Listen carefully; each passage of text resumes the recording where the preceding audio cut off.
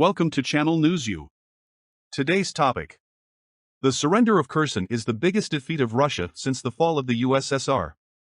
The Russian defense minister ordered the withdrawal Wednesday despite mounting outrage from hardliners, though the sudden death of a leader provided a convenient distraction.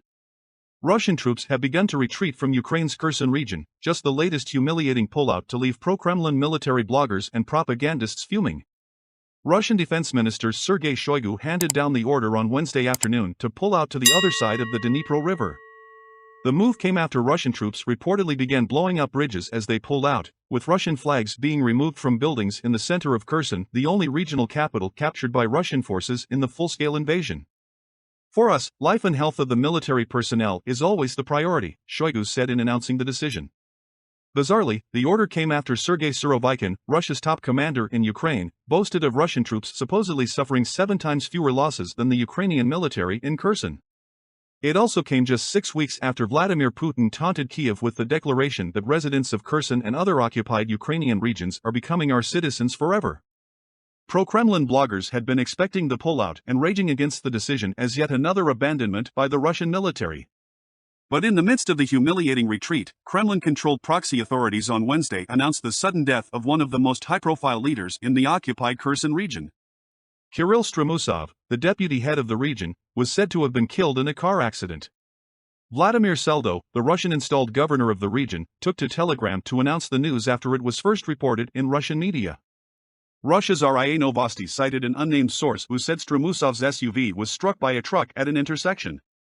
The driver of the truck was said to have made a dangerous maneuver that caused the wreck. As soon as his death was announced, many pro-Kremlin military bloggers who'd been busy venting about Russia's shocking retreat from the region suddenly shifted to writing condolences for Stremusov. Few details were initially given on the crash, and Russian-backed health officials in the region where it is said to have occurred refused to confirm that he died, saying only that they could confirm there was a traffic accident. Though Seldo said Stremusov had been killed in the Kherson region, some independent Russian media outlets noted that he'd confirmed in late August he had evacuated to Russia. The murky nature of his reported death and the speed with which a slew of pro-Kremlin social media channels simultaneously posted condolences led some Ukrainian authorities to suggest the tragedy had been a deliberate hoax. Yuri Sobolevsky, the first deputy chair of the Kherson Regional Council, suggested Stremusov's death may have been staged in a statement on Facebook, though he did not elaborate. It was not clear why he believed it may have been staged, but reports of Stremusov's death came amid mounting outrage among Russian hardliners about the retreat from Kherson. And as soon as his death was announced, they briefly shifted from publicly venting frustrations about military failures to penning tributes to Stremusov. Shoigu's announcement, however, reignited the wrath of the Russian hardliners fed up with a string of recent retreats. "The main thing is not victory, but participation," one popular Russian military channel quipped on Telegram. "The surrender of Kherson is the biggest geopolitical defeat of Russia since the fall of the USSR," wrote pro-Kremlin political analyst Sergei. The political consequences of this huge defeat will be really big. The main reason for the defeat is the refusal to carry out a real war and the catastrophic delay in making necessary decisions.